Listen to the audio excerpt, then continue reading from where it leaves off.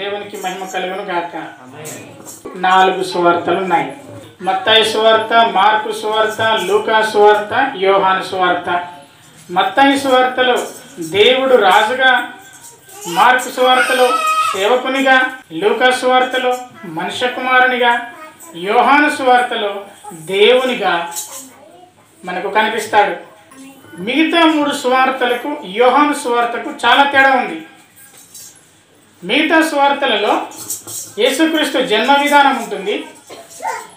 యేసుక్రీస్తు ఆదాము నుండి వచ్చిన వాడిగా ఆయనకు ఒక చరిత్రకారునిగా ఉంటుంది. కానీ యోహాను సువార్త ప్రారంభంలోనే వేరుగా అది మొదలవుతుంది. మత్తయి సువార్తలో ఆయన దావీదు నుంచి వచ్చిన వాడిగా ఉంటుంది. లూకా సువార్తలో ఆయన ఆదాము నుండి వచ్చిన వాడిగా ఉంటుంది. ఆదాము నుండి అంటే ఆదాము నుండి చివరికి యేసుక్రీస్తు ప్రభు వారికి. కానీ యోహాను సువార్తలో డైరెక్ట్ ఆయన దేవుడే అని ఉంటుంది. ఎందు వాక్యము ఉండెను, వాక్యము యుద్ధ ఉండెను, వాక్యము దేవుడై ఉండెను. శిష్యుడైన యోహాను సువార్తను రాశాడు. యేసుక్రీస్తు ప్రభు వారికి 12 మంది శిష్యులు మనందరికీ తెలుసు.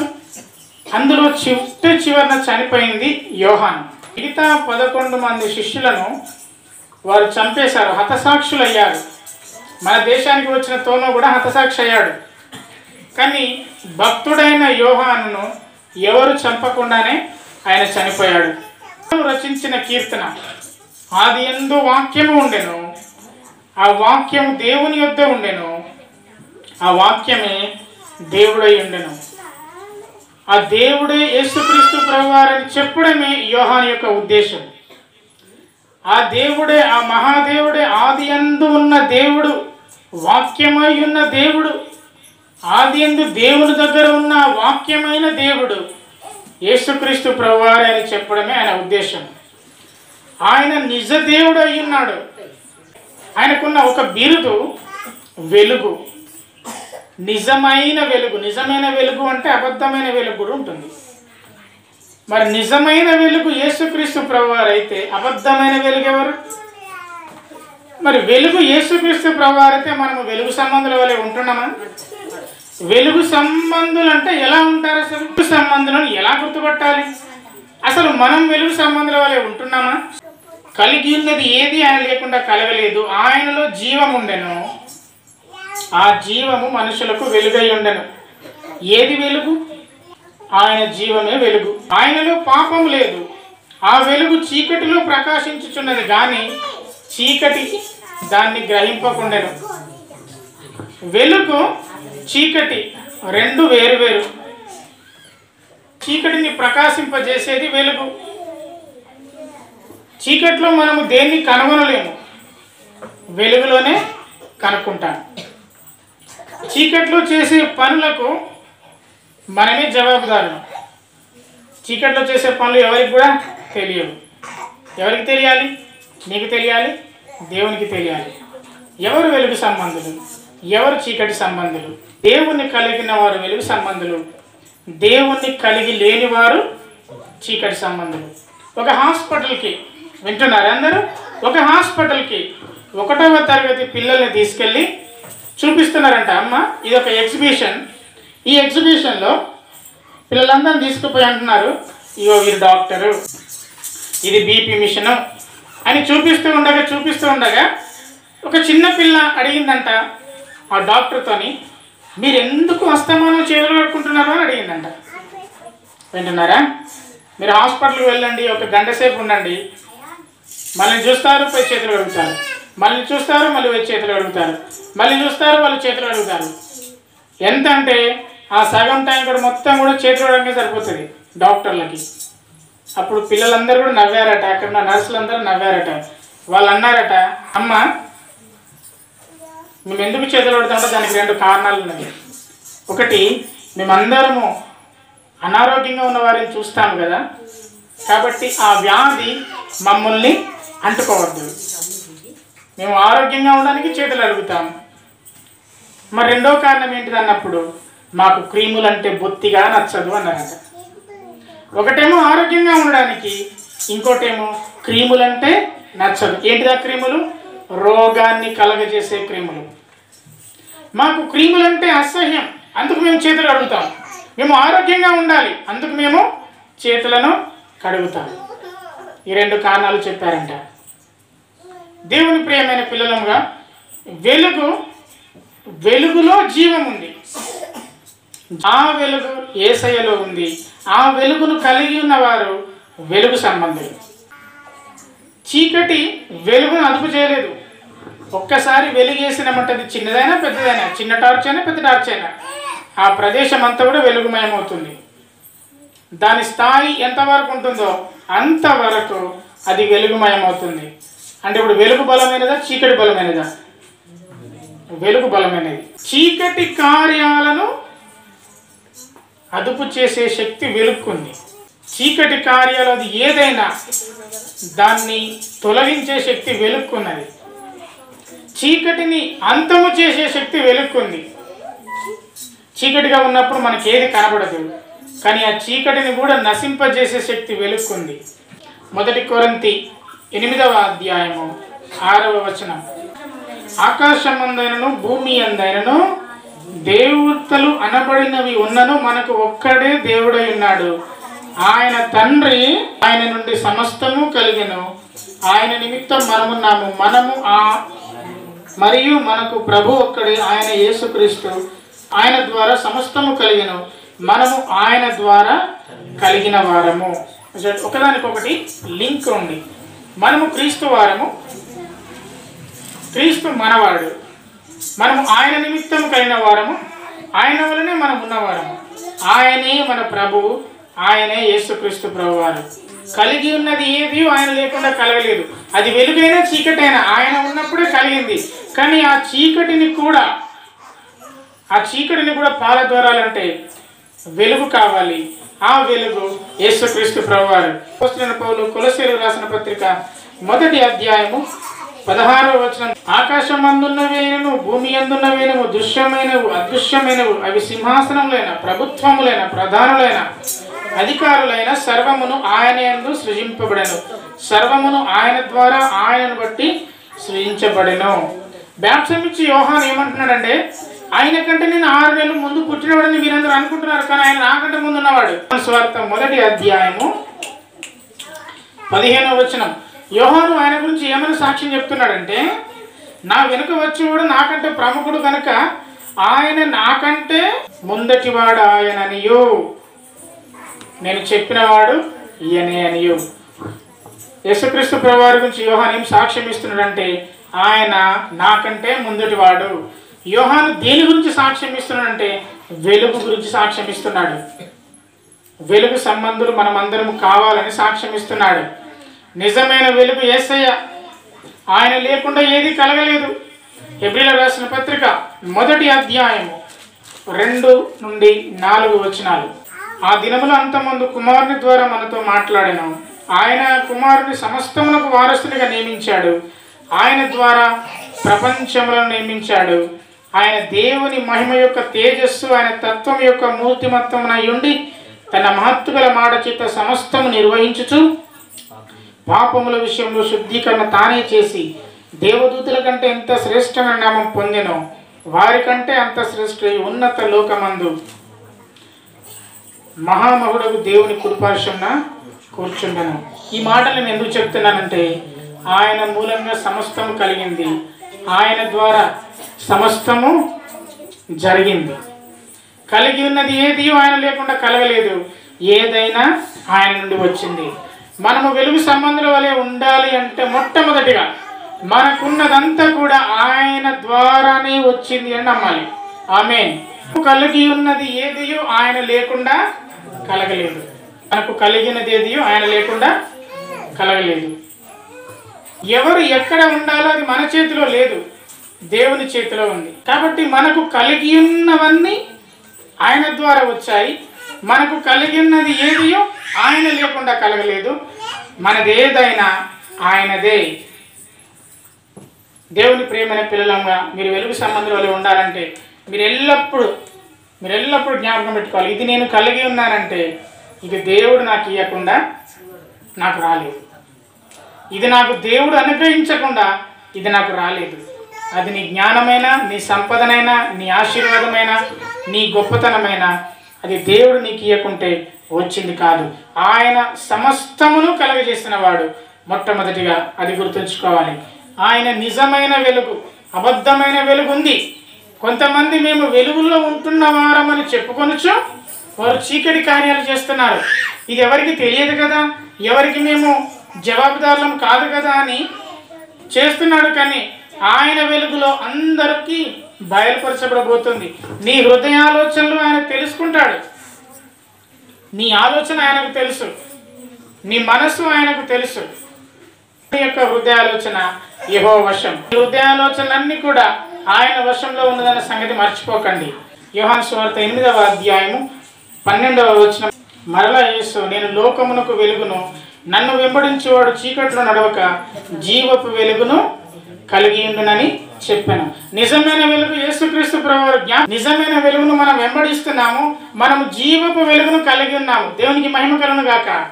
ఆమేన్. ఎప్పుడైనా మీరు అయ్యో నా దగ్గర ఏమీ లేదు, నేను ఏం కలిగి ఉన్నానంటే అన్నిటికంటే గొప్పది మీరు కలిగి ఉన్నారు, అది జీవపు వెలుగు.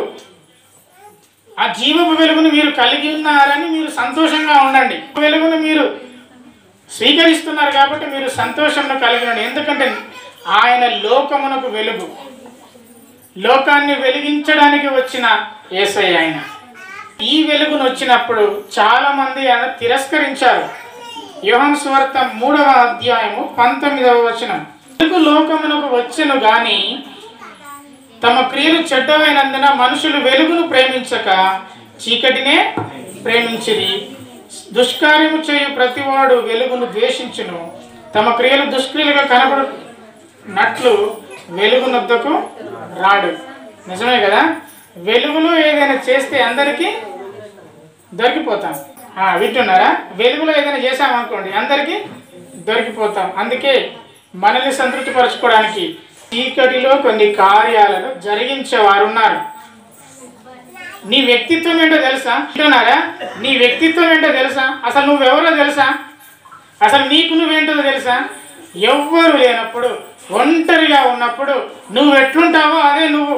ఎవరు లేనప్పుడు నువ్వు ఎట్లా మాట్లాడతావో, ఎవరు లేనప్పుడు నువ్వు ఎలాంటి మాటలు మాట్లాడతావో, ఎవరు లేనప్పుడు నీ ఆలోచనలు ఎటువంటివి వస్తాయో అదే నీ రియాలిటీ. కనిపించింది ఏది రియాలిటీ కాదు. మీ ముందు విధేయత చూపే వాళ్ళు ఎవరు విధేయులు కారు. నిన్ను పొగిడే వారందరూ నిజంగా నిన్ను ప్రేమించి పొగుడుతారు. ఎప్పుడైతే వారు ఒంటరిగా ఉన్నప్పుడు, ఎప్పుడైతే ఎవ్వరు లేనప్పుడు వారు ప్రవర్తిస్తారో అదే వారు నిజమైన వెలుగు సంబంధులు, చీకటి సంబంధులు. వారి క్రియల మూలంగా తెలిసిపోతాయి, వారి పనుల మూలంగా తెలిసిపోతాయి. ఎవరికి తెలిసిపోతుంది? నీకు తెలుస్తుంది, నాకు తెలుస్తుంది. ఎవరికి తెలుస్తుంది? ఎవరికి తెలుస్తుంది? అసలు ఎవరికి తెలియదు, వాళ్ళకే తెలుస్తాయి. నీవు చీకట్లో ఉన్నావో వెలుగులో ఉన్నావో ఎలా తెలుస్తుంది? నీకే తెలుస్తుంది. నీవు అనుకోవాలి, నేను చీకటిలో ఉన్నాను, నేను వెలుగుకు రావాలి. నేను సెల్ ఫోన్ ఎక్కువ వాడుతున్న సందర్భంలో, కొత్తగా స్మార్ట్ ఫోన్ తీసుకున్న సందర్భంలో నేను అనుకునేది సెల్ ఫోన్ ఎక్కువ వాడకూడదు అని అనుకునేది. 10 గంటల వరకు సెల్ ఫోన్ చూసేది. జీబీ అనేది 2 GB ఉంది, చూస్తే 500 MB కూడా అయిపోలేదు. ఇదంతా నేను ఉడగొట్టాలి కాబట్టి 12 దాకా చూసేవాడిని. ఉంటే అనేది అబ్బబ్బో చూడకూడదు ఇక పడుకోవాలి కానీ జీబీ ఉంది.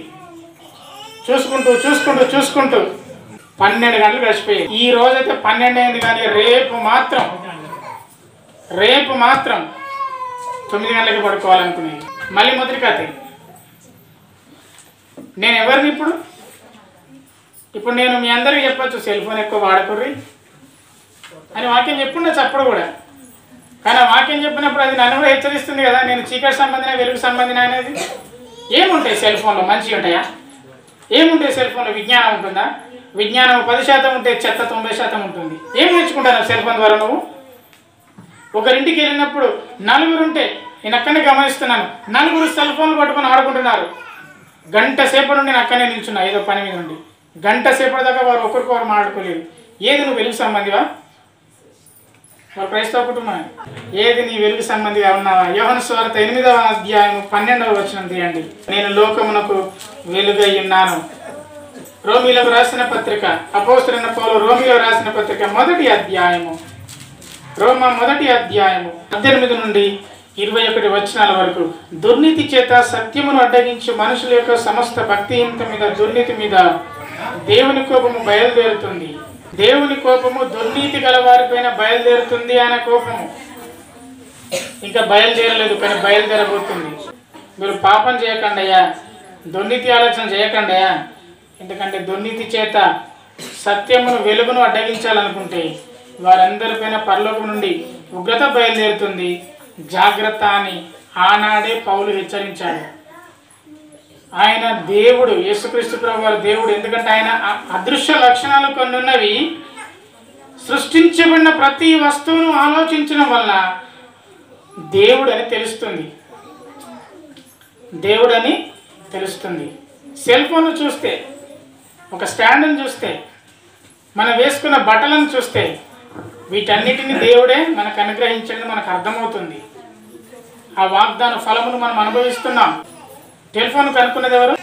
Alexander Graham Bell. Alexander Graham Bell telephone కనుక్కున్నాడు. టెలిఫోన్తో తన భార్యతో మాట్లాడదాం అనుకున్నాడు, హలో అని. కానీ మీకు తెలుసా, టెలిఫోన్ కనుక్కున్నాడు, అప్పుడే ఆ టెలిఫోన్ కనుక్కునే ప్రాసెస్లో తన చెవులు వినికిడి శబ్దాన్ని కోల్పోయాడు.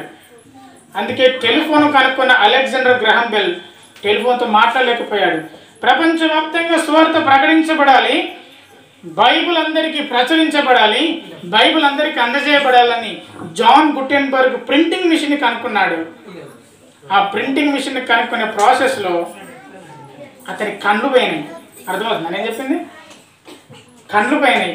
తను ప్రింట్ చేసిన బైబిల్ని తనే చూసుకోలేకపోయాడు. వీరందరూ తమ వాగ్దాన ఫలములు అనుభవించలేరు, కానీ ఆ వాగ్దాన ఫలం మనం అనుభవిస్తున్నాం. ఆనాడు పౌలు దుర్నీతి చేత సత్యం అడ్డగించి మనుషులపైన ఉగ్రత బయలుదేరుతుందయ్యా అని ప్రజలందరినీ హెచ్చరించి మనల్ని అందరినీ సత్యం వైపుకు నడిపిస్తున్నాడు. అయ్యా మీరు వాగ్దాన ఫలములు పొందుకోవాలి అని మనల్ని అందరినీ సత్యం వైపు నడిపించడానికి ప్రయత్నం చేస్తున్నాడు. దేవుని యొక్క అదృశ్య లక్షణాలు ఉన్నాయ్యా, సృష్టించబడిన ప్రతి వస్తువుల గురించి జ్ఞానం ఆయన నుంచి వస్తుందని ఆయన మనకు బోధించేవాడుగా ఉన్నాడు. 2 కొరింథీ 4వ అధ్యాయం 4వ వచనం. 2 కొరింథీ 4వ అధ్యాయము 4వ వచనము. దేవుని స్వరూపి అయి ఉన్న క్రీస్తు మహిమను కనపరచు సువార్త ప్రకాశము వారికి ప్రకాశింపకుండా నిమిత్తము ఈ యుగ సంబంధమైన దేవత అవిశ్వాసులైన మనోనేత్రములకు గుడ్డితనం కలగజేశాను. దేవుని ప్రియపిల్లంగా మనము ప్రతి వారము వాక్యం వింటాము, ప్రతి వారము తల్లిదండ్రుల మాట వింటూనే ఉంటాం. ఏదో ఒక సందర్భంలో మంచి మాటలు చెప్తుండగా ఈ యుగ సంబంధమైన దేవత మనుషులందరికీ గుడ్డితనం కలగజేసింది. కాబట్టి మనుషులందరూ అవిధేయులైపోతున్నారు. అందుకే పిల్లలు ఇప్పటికీ తల్లుల మాట వినలేకపోతున్నారు. పిల్లలు ఇప్పటికీ పెద్దవారి మాట వినలేకపోతున్నారు. పిల్లలు అంటే ఈ పిల్లలు కాదు, కొంచెం బుద్ధి జ్ఞానం వచ్చిన పిల్లలు. వీరి గురించి ఆయన మాట్లాడింది. తెలిసి తెలిసి పాపంలో పడిపోతున్నారు. ఎందుకంటే వారు చీకటి సంబంధులు, వారిలో వెలుగు లేదు, వెలుగును స్వీకరించిన వారికి ఇష్టం లేదు, పాపములు బ్రతకాలంటే వారికి ఇష్టం. కానీ నిజమైన వెలుగు వచ్చింది, ఆ పాపాన్ని నశింపజేసే శక్తి దానికి ఉంది. వెలుగును అంగీకరించిన వారందరూ ఆయన పిల్లలయ్యారు, వెలుగును అంగీకరించని వారందరూ కూడా ఆయన పిల్లలు ఎప్పటికీ కాలేదు. అందుకే అన్నాడు కదా, తను ఎందరు అంగీకరించారో 12వ వచనము, తన నామమందు విశ్వాసముంచు వారందరికీ ఆయన పిల్లలయ్యే అధికారం ఇచ్చారు. అందరము దేవుని పిల్లలమేనంటే పిల్లలం అయితే కావచ్చు, కానీ దేవుడు ఏర్పరచుకున్న పిల్లలం కావాలంటే ఆయనను విశ్వసించాలి. తనందరైతే అంగీకరించారో వారందరికీ, ఆయన నామమునందు విశ్వసించిన వారికి ఏమని ప్రార్థన చేస్తాం? వింటున్నారా? ఏమని ప్రార్థన చేస్తాం? మీకు ఒకవేళ నేను ప్రార్థన చేస్తే ఏమని ప్రార్థన చేస్తాను? యేసుక్రీస్తు నామమున, యేసుక్రీస్తు పేరిట. మీరు ఎవరైనా ప్రార్థన చేసుకోవడానికి వస్తే ఏమని ప్రార్థన చేయమంటారు? నాకు ఆరోగ్యం బాగలేదు అంటే నేను ఎవరి నామమున ప్రార్థన చేస్తాను? నా నామమున ప్రార్థన చేస్తానా? కాదు, యేసుక్రీస్తు నామమున ప్రార్థన చేస్తాను. యేసుక్రీస్తు నామమున నేను ప్రార్థన చేస్తున్నాను, మీరు అంగీకరిస్తున్నారంటే మీరందరూ ఎవరు? ఆయన నామమును మీరు అంగీకరించిన వారు, మీరందరూ కూడా దేవుని పిల్లలు. కాబట్టి మిమ్మల్ని అందరికీ దేవుడు ఇచ్చిన అధికారము, ఆయన పిల్లలు.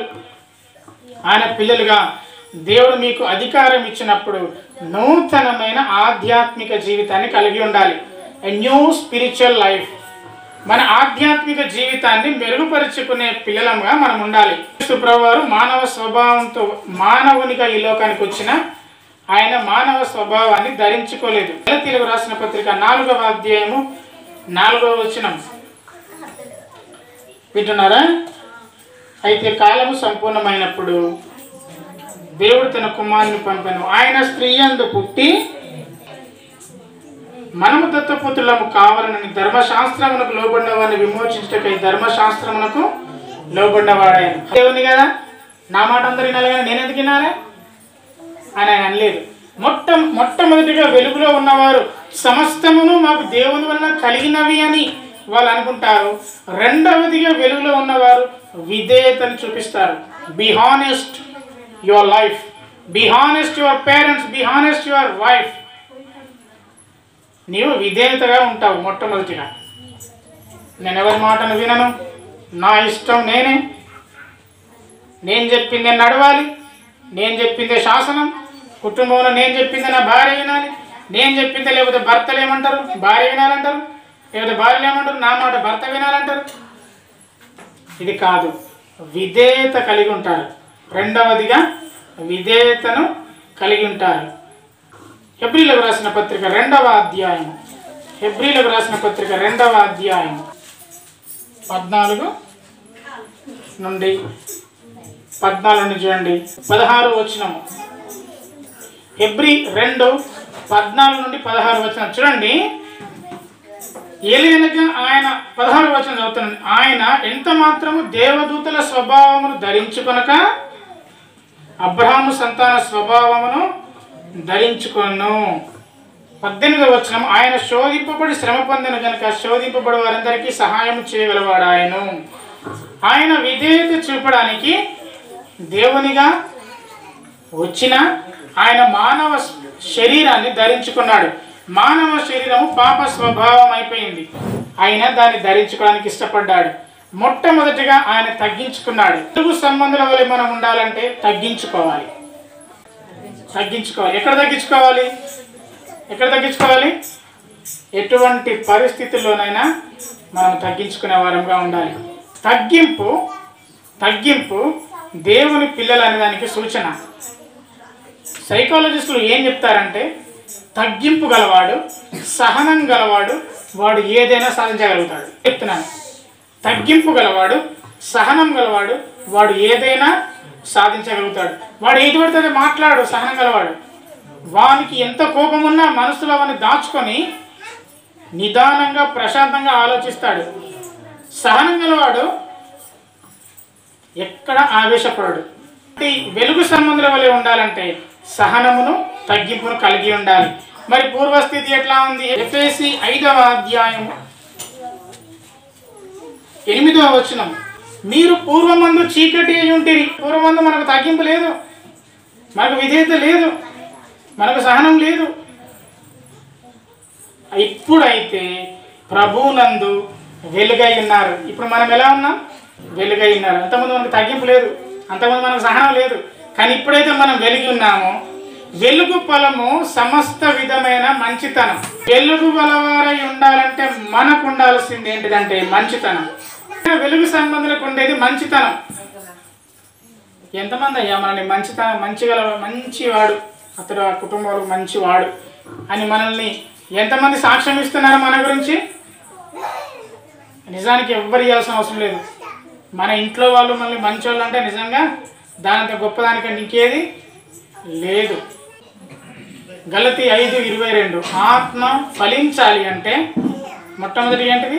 అయితే ఆత్మ ఫలం ఏదనగా ప్రేమ, సంతోషము, సమాధానము, దీర్ఘశాంతము, దయాళుత్వము, దాని తర్వాత వచ్చేది మంచితనము. కాబట్టి నీ ఆత్మ ఫలించాలంటే నీవు మంచితనాన్ని కలిగి ఉండాలి. సమాజంలో మంచివాడు అని పేరు తెచ్చుకోవాలి, సంఘంలో మంచివాడు అని పేరు తెచ్చుకోవాలి, కుటుంబంలో మంచివాడు అని పేరు తెచ్చుకోవాలి. వెలుగు సంబంధులకు ఉండే లక్షణం మంచితనం.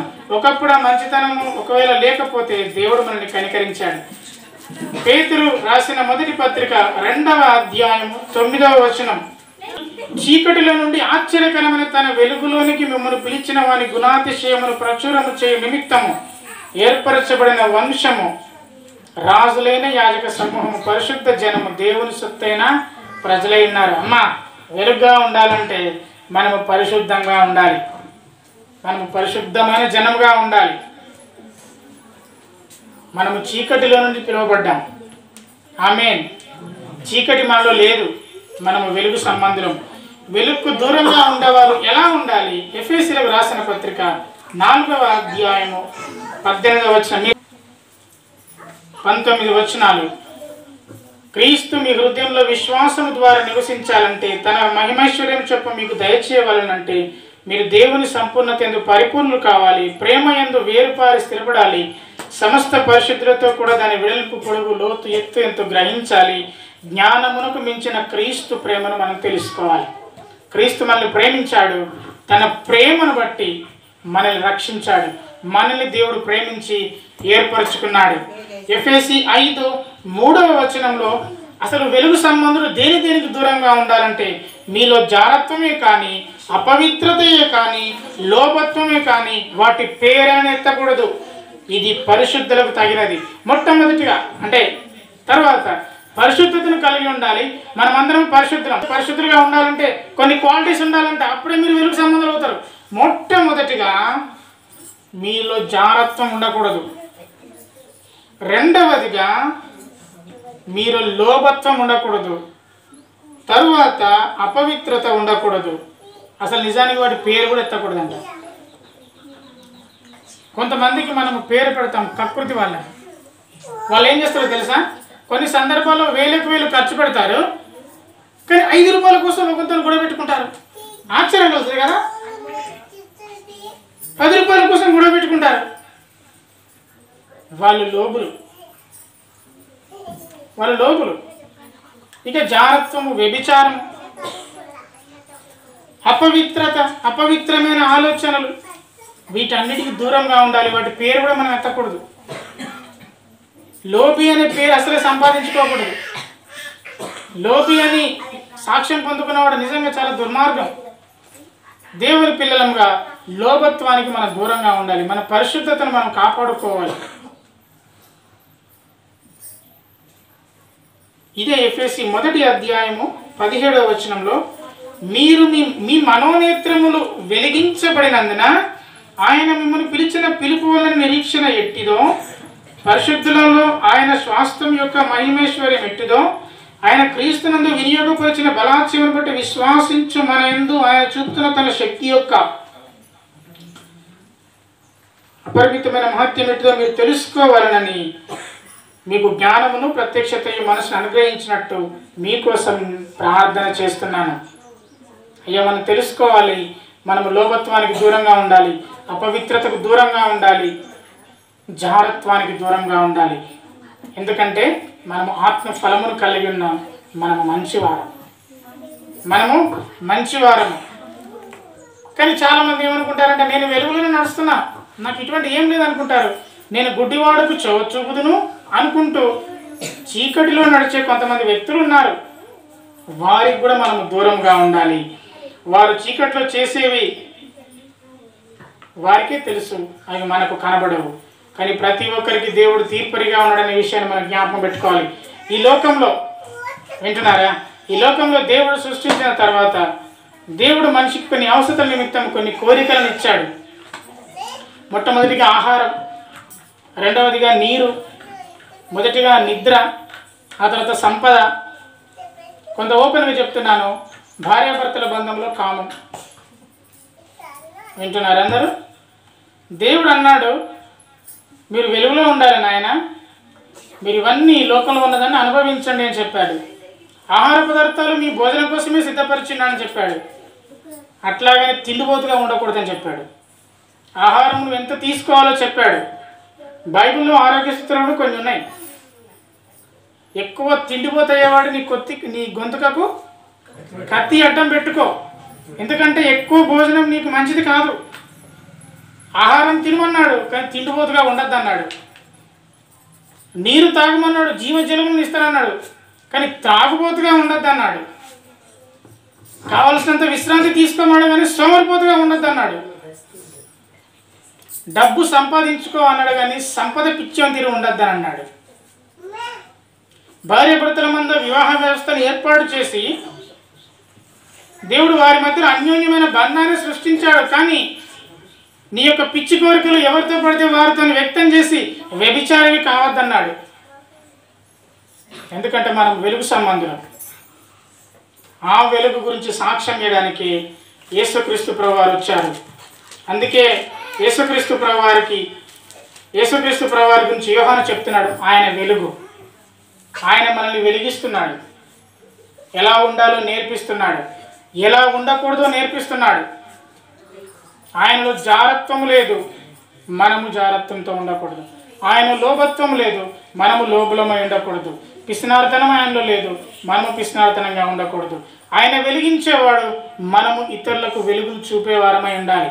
మన వల్ల నష్టపోయిన వారు మన వల్ల ఎవరు ఉండకూడదు, కానీ మన వల్ల లాభపడేవారిని, మనకంటూ కొద్ది మనుషుని మనం సంపాదించుకునే వారంగా ఉండాలి.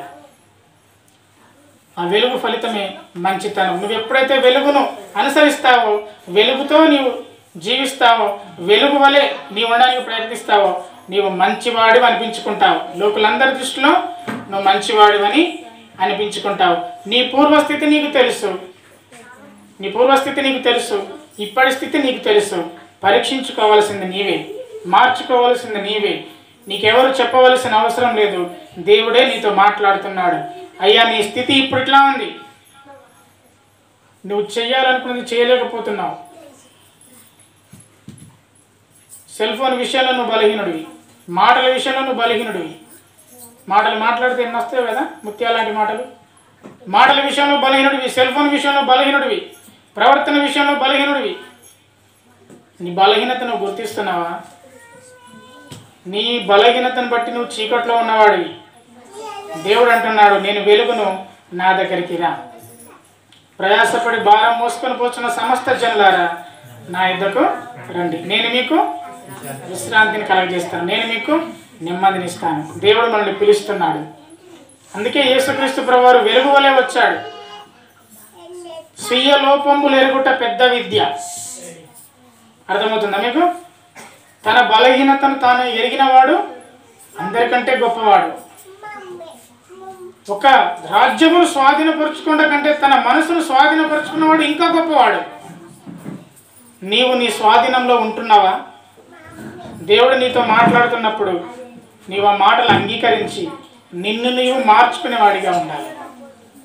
వెలుగును స్వీకరిస్తున్న నీవు వెలుగు వలె ఉండడానికి ప్రయత్నం చేయాలి. దేవుడు నీ జీవితంలో వెలుగును అనుగ్రహించును గాక. అనండి, అందరూ అనండి. ఆమేన్. చీకటి కార్యాలైన జాలత్వము, లోభత్వము, అపవిత్రత వాటన్నిటిని మనల్ని దూరపరుచును గాక. ఆమేన్. వెలుగు సంబంధుల వలె మనం ముందుము గాక. దేవుడి మాటలు దీవించును గాక. అందరం తల వంచుకుందాం, ప్రార్థన చేద్దాం. కృపగల నాయన, దయగల రక్షక, మీరు వెలుగై ఉన్నారు తండ్రి. కొన్నిసార్లు చీకటి కార్యాలు మాపిన ఆధిపత్యం చేసి ఆ నిజమైన వెలుగును మేము గ్రహించకుండా, ఆ నిజమైన వెలుగును మేము ఒప్పుకొనకుండా, ఆ నిజమైన వెలుగును మేము స్వీకరించకుండా మాకు అడ్డుగా ఉన్న లోభత్వము, అపవిత్రత, కాముకత్వము, వీటన్నిటి మేము వాటి పేరు కూడా ఎత్తకూడదని ఈ వాక్యంలో చెప్తున్న విధానంగా మేము ఉండాలి. ఎప్పుడైతే మేము వెలుగు సంబంధులమో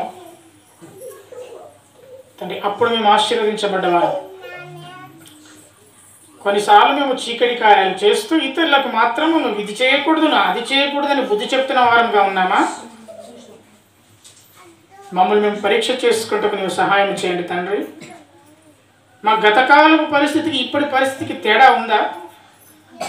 నా వ్యక్తిత్వాన్ని మెరుగుపరుచుకుంటున్నానా? నేను సంపాదించుకున్న కొత్త అలవాట్లు ఏంటి? మరి గతం 2023 క్రిస్మస్ నుంచి 2024 క్రిస్మస్ వరకు సంవత్సర కాలంలో నా ఆత్మీయ జీవితంలో వచ్చిన మార్పులు ఏంటి? గడిచిన కాలంలో పనికి మాలిన పరిస్థితులకు నేను అలవాటు పడిన ఈ కాలంలో నీవు నన్ను మంచి వైపు నడిపిస్తున్నావు. ఎందుకంటే వెలుగు సంబంధి వలె ఉండాలని ఇష్టపడుతున్నాను. నీ బిడ్డలు కూడా మీరు నడిపిస్తున్నారు కానీ నమ్ముతున్నాను. గడిచిన కాలంలో మా పరిస్థితికి ఇప్పటి పరిస్థితికి తేడాను మేము స్పష్టంగా గుర్తించేవారముగా, ఒకవేళ మార్చుకోవలసినవి ఉంటే మార్చుకునే వారంగా మేము ఉండాలి. నీవు సహాయం చేయమని ప్రార్థిస్తున్నావు. చీకటిలో నడిచేవాడు కాదు, వెలుగు సంబంధిలో నడిచేవాడిగా ఉండాలి. నీ కృపని మనం ప్రార్థిస్తున్నాం. ఆ వెలుగు మీరే. ఆ వెలుగును సాక్ష్యం ఇవ్వడానికి బాప్టిజం ఇచ్చి యోహాను వచ్చాడు. ఇప్పుడు మేము సాక్షులుగా ఉన్నాం. వెలుగు గురించి సాక్ష్యం ఇచ్చేవాడు వెలుగులే ఉండాలి కదా. మేము వెలుగు వలె ఉండాలి. సహాయం చేయండి. మా ఆత్మీయ జీవితాన్ని మెరుగుపరచండి. కలిగి ఉన్నవన్నీ మీరు మాకు ఇచ్చినవి. విధేయత కలిగి ఉండులాగున, మంచితనము కలిగి ఈ లోకంలో ప్రవర్తించలాగున నీ బిడ్డలందరితో పాటు నాకును సహాయం చేయండి. మేము మార్చుకునే విషయాలను మేము ఒప్పుకున్నటకు, నీ సన్నిధిలో అపవిత్రత అంతా కూడా వదిలిపెట్టి ఒక నూతన ఆధ్యాత్మిక జీవితంలో మేము వెళ్ళటకు నీవు సహాయం చేయమని నీ బిడ్డలందరికీ క్రిస్మస్ సమయమున నీవు వెలుగైండి మిమ్మల్ని వెలిగిస్తున్నందుకు వందనము చెల్లిస్తూ యేసునామమున ప్రార్థించి వేడుతున్నాం తండ్రి. ఆమేన్.